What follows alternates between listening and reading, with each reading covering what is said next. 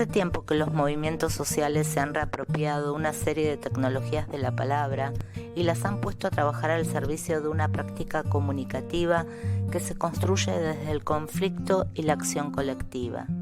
Desde la década de 1970, las ciencias sociales han hablado de comunicación popular y comunitaria.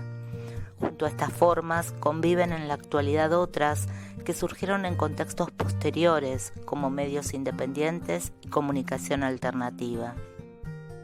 Estas diversas formas de designar conviven en la revista La Garganta Poderosa junto a otras más originales, como el neologismo rodolfismo, en alusión a Rodolfo Walsh, y en la búsqueda de un término adecuado que pueda referir con mayor precisión ideológica la práctica periodística que desarrollan. La actitud crítica del colectivo enunciador, que en este ejemplo se presenta en la apelación a la memoria histórica, también se observa en el distanciamiento y reapropiación de algunas formas como la de medios independientes, y conforman un gesto que, al tiempo de cuestionar la neutralidad del lenguaje periodístico, se distancia de aquellos periodistas que, sin alejarse del mainstream, asumen el adjetivo de independientes, como ocurre en el siguiente editorial, que satiriza el estilo inquisidor del periodista argentino Jorge Lanata por medio de su reformulación imitativa. En un artículo reciente, publicado en Página 12 el 16 de noviembre de 2020, el investigador en comunicación comunitaria Washington Uranga sostiene la tesis de que la comunicación popular no es alternativa.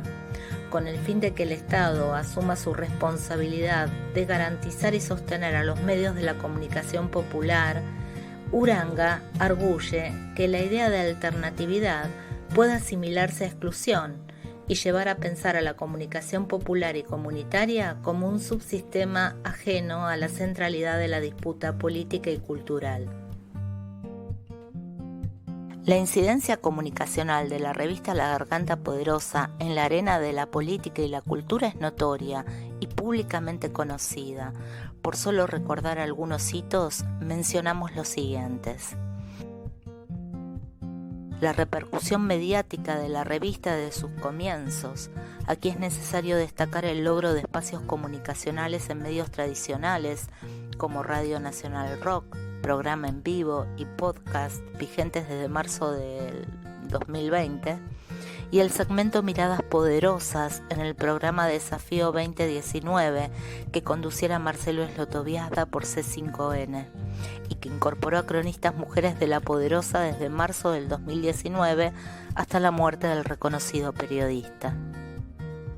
En octubre de 2017, la ONU citó a La Poderosa en Ginebra para ampliar su informe sobre la violación del Estado a los derechos de los niños y adolescentes con nuevos casos de tortura. En mayo de 2020, después de la muerte por coronavirus de Ramona Medina, una de las integrantes de la organización, Alberto Fernández citó a La Poderosa. En El Grito del Sur, Nacho Levi recuerda el encuentro 3 meses después, el 6 de agosto de 2020. Leemos sus palabras. Cuando nos reunimos con Alberto, la pregunta más difícil de responder para nosotros fue ¿por qué esa reunión no había sido antes? Pasó que nos recibieron y nos escucharon, que no es poco, y lo valoramos. Y celebramos, o al menos suspiramos de alivio, frente a lo que hubiera sido esta pandemia con una gestión como la de Macri. Nosotros tenemos muy claro esa diferencia, pero lo cierto es que lo que se nos prometió en la práctica no se consumó y ni siquiera pudimos hacer un seguimiento porque no pudimos volver a comunicarnos con él. Este mensaje fue rápidamente recepcionado por Presidencia y el 13 de agosto se concreta un nuevo encuentro con los referentes de la organización. Por último, es necesario mencionar el juicio a 6 prefectos por torturar el 24 de septiembre del 2016 a 2 integrantes de la organización, Iván Navarro y Ezequiel Villanueva Moya. El proceso culminó en septiembre de 2018 con la condena histórica a entre 8 y 10 años de prisión de los 6 prefectos involucrados, y visibilizó las tensiones entre la organización y el gobierno de entonces. Durante el proceso, el 8 de junio de 2018, Patricia Bullrich montó un espectáculo mediático en una conferencia de prensa que intentaba legitimar el actuar de prefectura y deslegitimar a la Garganta Poderosa. El detonante de esta conferencia fue la denuncia realizada por La Poderosa a un operativo, el del 27 de mayo de 2018, donde la prefectura baleó la casa de Iván Navarro, uno de los jóvenes que había sido torturado en 2016. Abusó de una integrante de la organización y detuvo ilegalmente a 3 personas que fueron rápidamente sobreseídas por la justicia, entre ellas el fotógrafo de La Poderosa que documentaba el operativo. 2 videos de su conferencia de prensa circularon. Un video realizado desde el Ministerio de Seguridad para ser difundido por los medios, en el que se segmenta el espacio y el tiempo de la conferencia. Y otro video más rústico que Bullrich hizo circular en su cuenta personal de Facebook. Esta versión en video, más casera, amplía el encuadre y permite visualizar más claramente la escenografía montada y evidentemente preferida por la exministra. Asistimos a una de esas cristalizadas imágenes de la filmografía policial hollywoodense.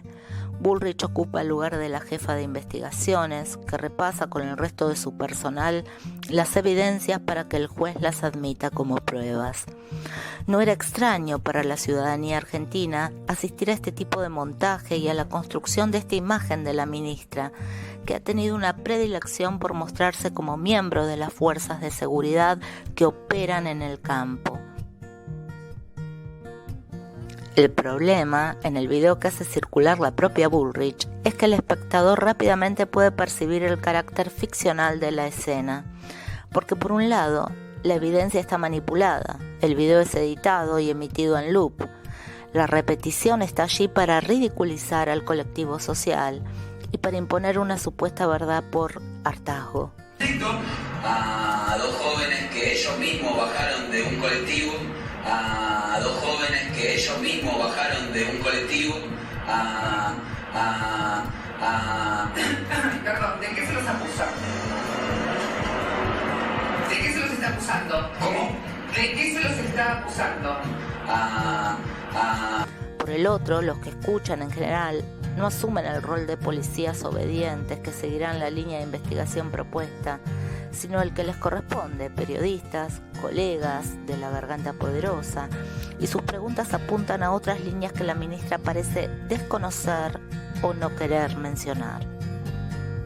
Y creo que hemos contestado. No, la última pregunta es por qué los prefectos disparan en la casa de Iván Navarro y a los pies del padre Iván Navarro, hoy querellante del primer juicio oral y público contra la prefectura. Iván Navarro, como ustedes, ¿Iván Navarro es el que relata? No. Bueno, Iván Navarro fue torturado. Hace 2 años. Permítanme. Iván Navarro, la prefectura entra a una calle, no entra a ninguna casa. Entra a una calle. Entrando a esa... Para la casa de Iván Navarro. ¿Me permite, por favor? Entrando a la calle, Iván Navarro y todos los que estaban alrededor agreden a la prefectura. Los únicos heridos son prefectos, son 5 prefectos heridos. En ese momento. ¿Cómo sabe que es Iván Navarro? Chicos. Usted me lo está diciendo. A ver, ¿usted quiere discutir ¿usted quiere seguir inventando la historia o me quiere escuchar?